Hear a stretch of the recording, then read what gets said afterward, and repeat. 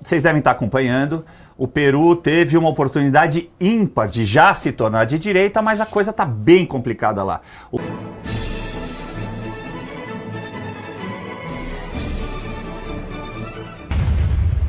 Vocês devem estar acompanhando, o Peru teve uma oportunidade ímpar de já se tornar de direita, mas a coisa está bem complicada lá. O candidato Roberto Sanches, de esquerda, ultrapassou a adversária Keiko Fujimori, da direita, na apuração do segundo turno das eleições presidenciais no Peru. Com 96,1% das urnas já apuradas, na verdade lá eles chamam de boletins de urna, né? São as atas das urnas, não é propriamente a urna. Sanches tem apenas 25 mil votos a mais que Fujimori, em uma das disputas mais apertadas da história do país. O candidato da esquerda tem 50,07% dos votos, né, apurados até agora, enquanto a oponente, a Keiko, tem 49,92%. É muito pouco, dá 0,15, né? Ou algo similar a isso. A apuração dos votos do exterior segue mais lenta, com pouco mais de 26% das urnas abertas. Keiko Fujimori lidera entre os eleitores que votaram fora do Peru, com cerca de 65,3% dos votos contra 34,6% de Sanches. Para quem não se lembra, né, Keiko Fujimori é filha do ex-presidente Alberto Fujimori, que governou o país de 1990 a 2000. As principais medidas prometidas pela candidata são o impulso à iniciativa privada, o que inclui o apoio a empreendedorismo e fintechs, empreendedores e fintechs, né? Além de uma reforma previdenciária e tributária. Tá parecendo o Brasil, hein? Tá parecendo o Brasil, não? Tá tudo igualzinho. Não, mas falando sério, olha só, vou colocar aqui um pensamento para vocês que eu venho tendo nesses últimos 3 dias, porque eu também fui induzido a erro e fiz uma postagem no meu Instagram dando a vitória já para Keiko Fujimori, quando estava lá quase 90% dos boletins de urna apurados, e ela estava muito na frente, quase 20% na frente.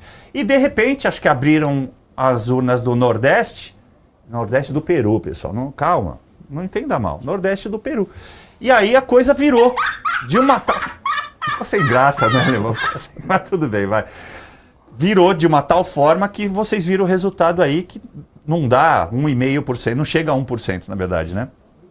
Só que esses votos externos, eles podem definir a eleição, faltando só 4% do total de votos apurados. Você, Ricardo, parece para você, olhando daqui, de um país como o nosso, parece normal uma apuração tão lenta quanto essa? Essa é a primeira pergunta. E a segunda parte da pergunta é: parece normal que a gente tenha algo semelhante acontecido nas últimas eleições, não só aqui no Brasil, mas como em outros países da América Latina? Caivano, a agilidade na abertura, vamos assim dizer, das urnas no Peru é bem diferente. Aqui no Brasil a gente tem uma agilidade maior, nós estamos acostumados a terminar às 17 horas e eventualmente em algumas horas já termos o resultado das eleições, o que cria um ritmo diferente. Em outros países nem sempre é assim. Então acho que há alguma normalidade nesse rito que é bem lento para os nossos padrões. Agora, essa diferença é que está me chamando a atenção. Eu também vi na internet, por algumas vezes, diversos posts dando a vitória para Keiko. E aí eu dei uma olhada com mais calma, com mais tranquilidade. Acho que o meu era um deles. É possível, porque eu sigo você e capaz de ter visto isso. Mas percebi que ainda não havia terminado a apuração, então achei de forma mais cautelosa, esperar terminar a apuração. Vi que houve, inclusive, porque teve mudanças, né, no posicionamento, houve uma mudança de posicionamento e a esquerda passou à frente, a diferença é bem inferior a 0,5%. E eu acredito, baseado no ritmo e na diferença que a Keiko tem das urnas do exterior, que é possível que haja uma virada. Estou na torcida, estou acreditando que com a totalização das urnas do exterior, onde a Keiko tem uma vantagem ao seu oponente, ela consiga virar esse resultado das eleições, porque o Peru, assim como no Brasil, está precisando realmente das reformas que a Keiko vem apresentando ao longo da sua campanha. Nossa realidade aqui também teremos eleições esse ano. Sim. E também precisamos de uma transformação e de reformas muito semelhantes àquelas. Aqui acredito que mais profundas, mais extensas, porque aqui nós estamos há algum tempo sob a tutela do atual governo, com uma pausa de alegria e de luz durante a gestão do ex-presidente Jair Bolsonaro, mas outros tantos anos na gestão do PT. O estrago é profundo, há necessidade de reformas profundas no executivo e, por que não dizer, tão importante quanto, no legislativo. Aqui no Brasil teremos eleições para a Câmara dos Deputados e na Casa Maior, na Casa Alta, no Senado Federal, isso. vamos trocar 2 dos 3 senadores de cada um dos estados, que é muito importante. Então, boa sorte a Keiko, deve estar o coração batendo, imagina, Nossa menos de Senhora, 0,5% acompanhando cada apuração. Espero que a gente consiga, o povo peruano tenha a felicidade de que a Keiko vire esse resultado baseado nos eleitores do exterior. Tomara, né? Como você disse, amém. Wellington, tem uma coisa interessante disso que o Ricardo trouxe também, dessa visão de que aqui em outubro a gente tem uma eleição, mas tem uma que vai acontecer o segundo turno agora dia 15, não é isso? Na próxima semana, que é a Colômbia. Que no primeiro turno também, aparentemente ia ser uma margem muito maior do candidato de direita, né? Apontava, as pesquisas apontavam que ele fosse ter uma vitória esmagadora. No final não teve. Aliás, ia ser tão esmagadora que a terceira colocada, que também é de direita, parecia ter uma votação acima de 20%. Parecia que teria, né, uma votação acima de 20%. Só que o que viu-se no final da apuração do primeiro turno é que ele ficou com 43, alguma coisa, e a segunda colocada, não, acho que é a segunda, é um homem.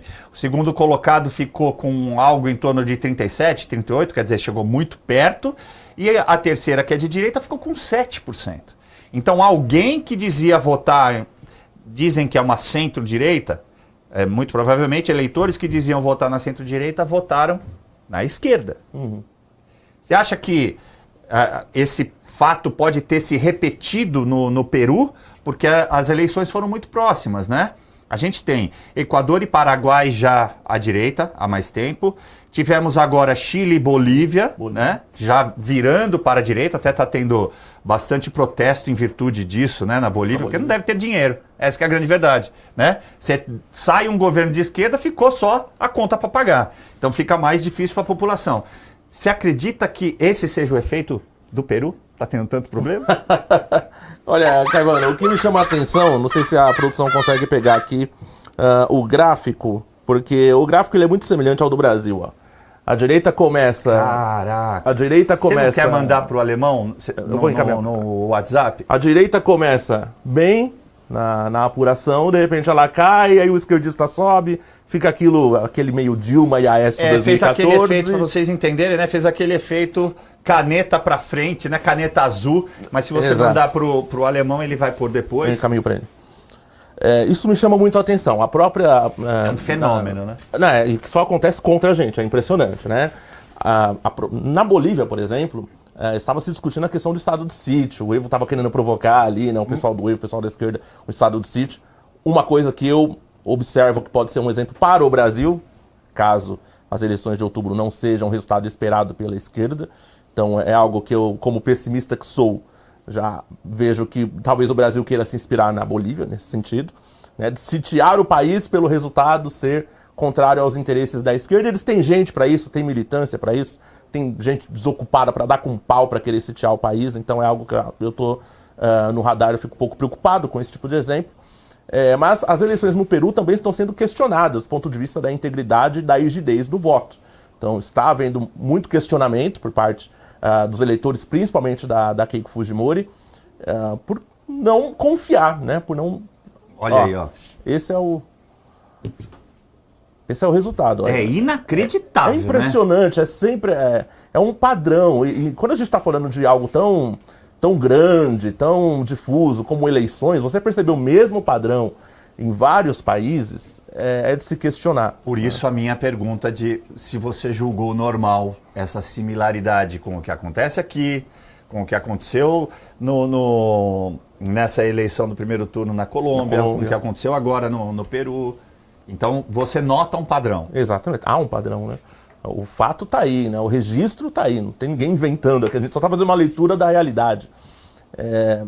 E o que demonstra, né, mais uma vez, a legitimidade dos Estados Unidos em estar preocupado com as eleições aqui no Brasil, que nós sabemos que o Brasil ele é o país mais interessante da América do Sul, o país que mais pode contribuir aqui na América do Sul com o resto do mundo. Então talvez até essas outras nações, né, tanto na Colômbia quanto agora no Peru, talvez não estejam sendo tão observadas como será observada a eleição aqui no Brasil. Eu vou explorar um pouquinho mais esse assunto, porque ó, eu vou te dizer, né? As pessoas me veem ali no lugar do Pavinato. Pessoal, é só hoje, gente, tá? Amanhã ele tá de volta aqui. Não me deixa na mão. Cadê o restante das pessoas para apoiar o nosso canal? Ó, deixa seu like. Não gostou? Deixa seu dislike, então. Mas pelo menos faça alguma coisa para melhorar a relevância do nosso programa. Eu vou manter isso aqui, Ricardo, nesse sentido que a gente viu esse gráfico que, assim, eu não sei, você é da área da educação, mas se a gente tivesse aqui um conhecimento um pouco mais alargado de estatística, me parece que matematicamente, no campo da estatística, esse tipo de coisa não poderia acontecer. Mas acontece de maneira recorrente, né? A cada ano eleitoral em determinados países na América Latina, esse tipo de fenômeno, por isso que eu brinquei com o termo fenômeno, passa a acontecer aqui. Colômbia agora... No próximo dia 15, acho que domingo, dia 15, fecha o seu segundo turno, que a priori está à frente, com uma margem apertada, mas de 4 a 5%, um de direita, mas que a gente já viu mudar alguma coisa. E aí você citou a eleição daqui, né? Nós temos mudança bastante grande de 2/3 no Senado e nós vamos ter, obviamente, toda a renovação. Às vezes não. Renovação no sentido de que sai todo mundo e entram outras pessoas, mas pode ter gente que vai ser reeleita. Como é que você enxerga esse resultado? Peru, Colômbia e Brasil, e com a questão que o Wellington levantou dos Estados Unidos. A preocupação deles é muito grande com o escudo das Américas. Tudo isso está interligado ou são fatores isolados? Não, acho que de certa forma tudo está interligado. Há de haver uma preocupação dos americanos, sim. Primeiro porque o Brasil... Espera aí, pausa. Pausa aqui para o português do rapaz. Eu falei que ele era da área de educação. Ah, tia. Bom, vamos seguir. Vai dar... Mutou? Sigamos aqui. O vídeo terminou, mas o debate continua todos os dias às 19h30, 7h30 da noite. Eu estou ao vivo no canal do Metrópolis, no YouTube, analisando os principais acontecimentos da política brasileira com análise afiada, clareza e, espero eu, bom humor. Quer acompanhar ao vivo? Te espero no Pavinato 7h30 no canal do Metrópolis.